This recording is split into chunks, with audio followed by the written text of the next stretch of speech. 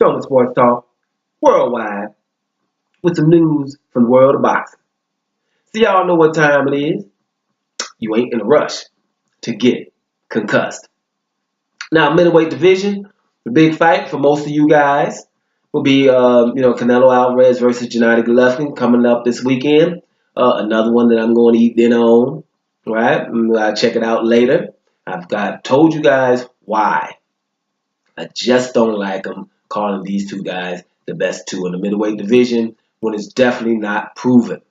If you want to know why, check out the videos I've done about it, ranting the last month and a half, two, but maybe even longer, right? This fight should be, a good middleweight fight, and that's it. After that, they should be fighting, some of the other guys that are formidable in the middleweight division, and I just think there's other guys in the middleweight division that are as good or maybe even better than these guys.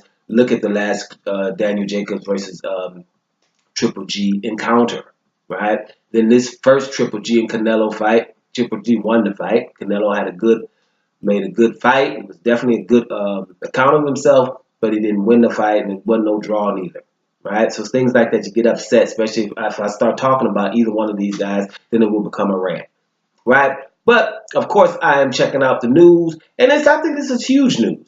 It's even bigger than what it's being presented as.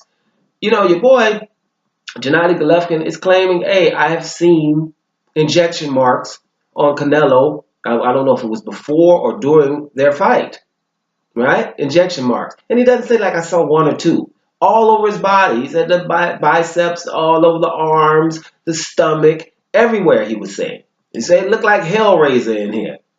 Just injections everywhere. Dude getting acupuncture or what is going on, right? So you see all that. So what do we start thinking? You start thinking, well, why are you fighting him then? Money must be really, something, because it must be the money. Because if you see somebody with all these injection marks, then he gets popped for doping, then you probably would just say, I ain't fighting him.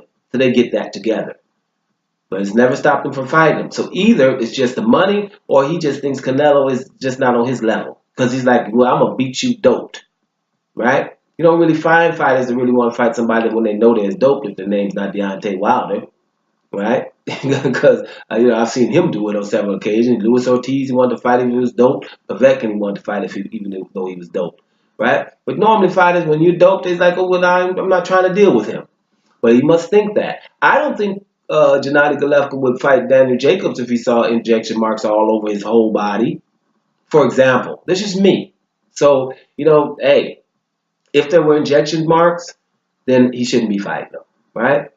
That's what I think about it. And, other than that, I don't see why we're talking about it. But I don't think Gennady Golovkin is lying here. I think Canelo probably was doped. I don't really think, my personal opinion is just was tainted meat. I've seen other fighters that are in the know, been saying this for a long time and laughing at the contaminated meat excuse that Canelo's given.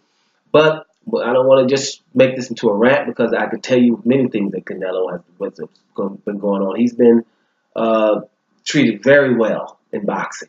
I have never seen him on the other side, on the wrong side of a bad decision.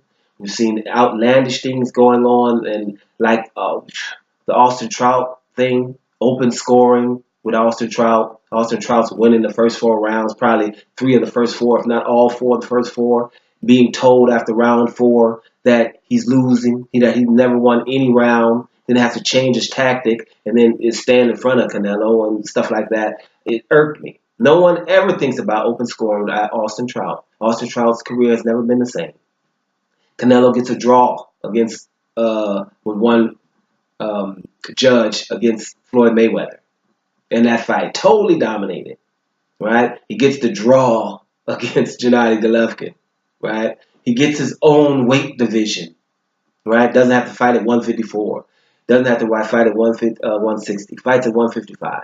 So it's a lot of things. But it's the same thing with Gennady Golovkin. On May 5th, he didn't have to fight anybody. Looking for people that are totally small, right? Look like everybody totally small. Didn't have to look at it for any other middleweights. So this fight, whatever. But when you hear that news about injections all over your body, the reason why I know he's not lying? Because there should be something going on. Matter of fact, somebody should be, trying to sue him if it was a lie. So it's not a lie. So the question is, injections all over your body, why is this fight happening? Canelo gets suspended for only 6 months for two doping issues, and he's ready to fight on September. Because you know why? He's the most famous Mexican, and we're going to make sure that this Mexican guy is going to fight on a Mexican holiday. Instead of, why not a week after? Or why not the suspension 9 months? So he forced Canelo to have to fight on any other dates. But he doesn't. He's going to fight on the Mexican holiday days, and boxing is going to make sure that he can.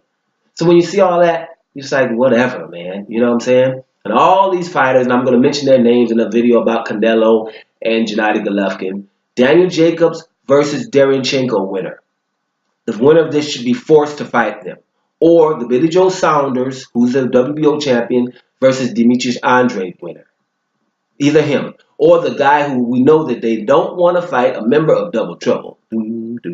Double Trouble, right? Jamal Charlo.